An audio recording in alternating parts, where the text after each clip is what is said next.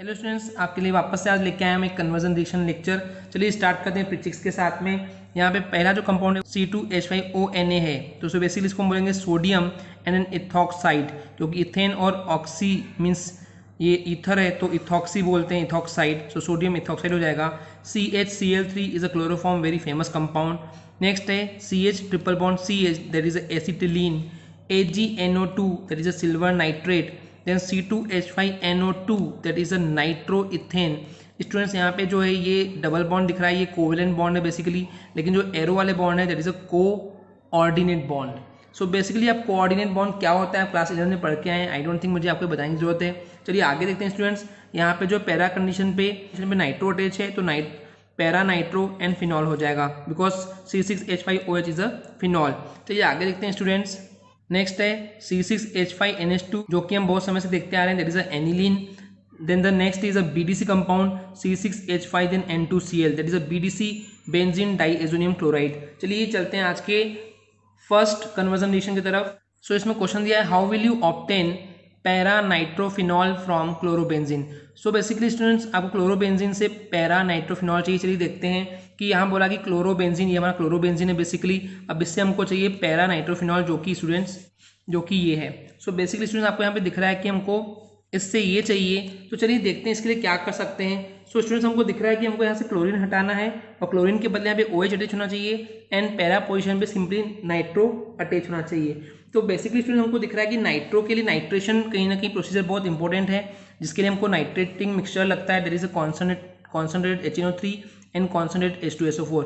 जैसे ये रिएक्शन होती है स्टूडेंट्स, तो बेसिकली क्या होता है इसमें, यहाँ का जो NO2 है वो बेसिकली इस कार्बन पे अटैच हो जाता है और यहाँ से जो हाइड्रोजन रिमूव होता है वो इस H और H से मिलकर H2 और O मिलके वाटर अलग रिमूव होता है। सो बेसिकली हमको मेजर जो है ये आइसोमर मिलता है स्टूडेंट्स। आगे देखते हैं स्टूडेंट्स। अब बेसिकली हमको नाइट्रो तो मिल गया है पैरा कंडीशन पे, अभी क्लोरीन हटा करके हमको वहाँ पे OH ऐड करना है, तो हम उसके लिए 15% NOH लेंगे विद द डाइल्यूट HCl के प्रेजेंस में, और जो टेम्परेचर होगा उसमें 433 केल्विन होगा। तो स्टूडेंट्स इसमें क्या होगा, ये Na और Cl जो है आपस में जुड़ जाएंगे और यहाँ से OH जो है वो अटैच हो जाएगा इस कार्बन पे, तो इस तरीके से हमको पैरा नाइट्रोफिनॉल होगा। आई होप आपको क्लियर हो गया स्टूडेंट्स।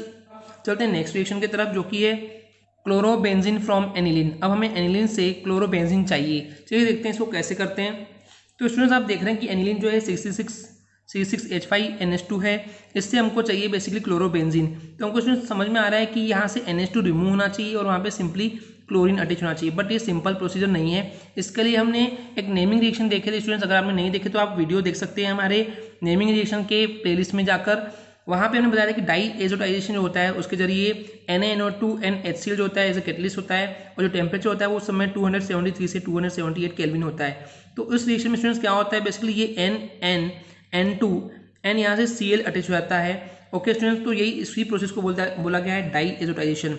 बाकी सब प्रोडक्ट भी मिलते हैं, बाय प्रोडक्ट जिसको बोलते हैं स्टूडेंट्स, जो कि हमने इस डाई एजोटाइजेशन के रिएक्शन में देखे थे। तो मेन प्रोडक्ट जो हमको मिलता है दैट इज अ BDC क्या होता है हमने बताया था अभी आपको, benzene diazonium chloride. Okay students, अब यहाँ पे हमको दिख रहा है यहाँ पे क्लोरीन तो आ गया, लेकिन हमको N2 एक्स्ट्रा मिल रहा है, तो ये N2 रिमूव करने के लिए हम इसको सेनमेयर रिएक्शन में हमने यही देखे थे, ये भी एक नेमिंग रिएक्शन है, अगर आपने नहीं देखे होंगे तो आप देख सकते हैं वीडियो। तो बेसिकली स्टूडेंट्स अब हमको ये N2 रिमूव करना है, तो ये N2 रिमूव करने के लिए हम सेनमेयर रिएक्शन करते हैं, जिसमें जो कैटलिस्ट होते हैं वो CuCl एंड HCl होता है। इनके प्रेजेंट में स्टूडेंट्स ये N2 गैस जो है वो सेपरेटली रिमूव हो जाती है और जो क्लोरीन है वो सिंपली इस कार्बन पे अटैच हो जाता है, जिस तरीके से हमको क्लोरोबेंजीन मिल जाता है। चलिए बढ़ते हैं नेक्स्ट रिएक्शन की तरफ। यहाँ दिया students question 6, what happens when give equation of reaction only. सिर्फ हमें इक्वेशन ही देना है स्टूडेंट्स। चलिए देखते हैं। पहला बोला गया है methyl bromide reacts with sodium metal in presence of dry ether. तो हमें बोला है कि जो मिथाइल ब्रोमाइड है वो रिएक्शन जब करता है सोडियम मेटल के साथ और उस समय भी जो प्रेजेंस होगा ड्राई ईथर, तो क्या रिएक्शन होगी चलिए देखते हैं।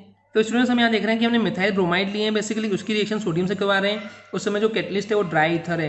तो जब ये रिएक्शन होती है स्टूडेंट, तो ये CH3 जो है बेसिकली उसके 2 मॉलिक्यूल लेते हैं, तो हमको CH3 that is a ethane मिल जाता है, और 2Na जो है वो 2Br से मिलकर सोडियम ब्रोमाइड बनाता है। चलिए देखते हैं नेक्स्ट रिएक्शन। यहाँ बोला गया ethyl bromide reacts with sodium ethoxide. देखते हैं कैसे इथाइल ब्रोमाइड रिएक्ट करता है सोडियम इथॉक्साइड से। सो बेसिकली इथाइल ब्रोमाइड लिया गया है एंड ये सोडियम इथॉक्साइड लिया गया है। जब ये रिएक्शन करते हैं आपस में स्टूडेंट्स, तो यहाँ से C2H5 जो है O C2H5 से मिलकर के डाई इथाइल ईथर बना लेता है एंड NaBr मिलकर के सोडियम ब्रोमाइड बनाता है। देखते हैं नेक्स्ट रिएक्शन है chloroform is heated with silver powder. जब क्लोरोफॉर्म को हीट करते हैं सिल्वर पाउडर के साथ तो कुछ ऐसी रिएक्शन होती है स्टूडेंट्स। यहाँ स्टूडेंट्स क्लोरोफॉर्म के हमने 2 मॉलिक्यूल लिए हैं, तो हमने शायद ये रिएक्शन पहले भी देख चुके हैं। सो ये 2 क्लोरोफॉर्म के मॉलिक्यूल लेंगे एंड 6 Ag लेंगे, दैट इज अ सिल्वर। तो स्टूडेंट्स यहाँ से क्या होगा, बेसिकली ये CH जो है इस CH से ज्वाइंट होकर के एसिटिलीन बना लेगा एंड 6 क्लोरीन से मिलकर के 6 मॉलिक्यूल ऑफ सिल्वर क्लोराइड बना लेता है। देखते हैं आगे, ethyl chloride react with aqueous KOH।